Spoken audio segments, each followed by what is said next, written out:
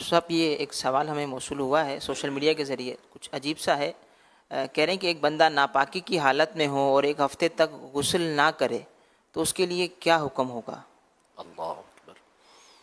جو حدیث پاک میں آیا ہے کہ جس گھر کے اندر جنبی موجود ہو، یعنی ایسا شخص موجود ہو کہ جس کے اوپر غسل فرض ہو گیا اور اس نے غسل نہیں کیا تو اس میں فرشتے داخل نہیں ہوتے، اس سے مراد وہی بے غسلہ شخص ہے کہ نماز کا وقت آ گیا اور غسل نہ کرنے کی وجہ سے اس کی نماز چھوٹ گئی، غسل نہیں کیا جس کی وجہ سے نماز چھوٹ گئی، تو ایسا شخص وہ ہے کہ جس کی وجہ سے گھر کے اندر فرشتے داخل نہیں ہوتے۔ تو اب یہ پورا ہفتہ جب اس نے غسل نہیں کیا تو ظاہر ہے کہ ایک تو یہ والی وعید تو اپنی جگہ پر رہ گئی، اب یہاں 7 دن تک اس نے غسل نہیں کیا تو کم از کم 30 سے 35 نمازیں اس کی نکل گئی کہ جب غسل نہیں ہے اس کا، غسل نہیں کیا اس نے، اور تو اب غسل نہ ہونے کی وجہ سے اس کی نمازیں بھی نہیں ہوں گی۔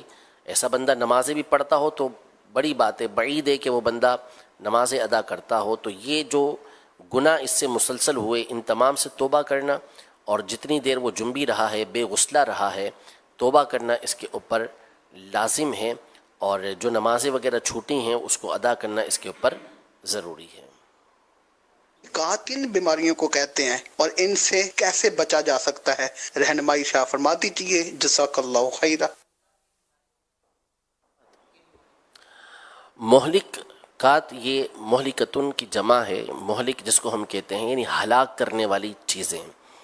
تو ایسی بیماریاں، ایسے گناہ کہ جو بندے کو ہلاکت کے اندر ڈال دیں، بندے کو ہلاک کر دیں، ایسی بیماریوں کو یعنی ایسے باطنی امراض کو یہ مہلکات کہتے ہیں۔ جیسے غیبت ہے مثال کے طور پر، یہ کہ ایسا گناہ ہے کہ جو بندے کی نیکیوں کو ختم کر دیتا ہے۔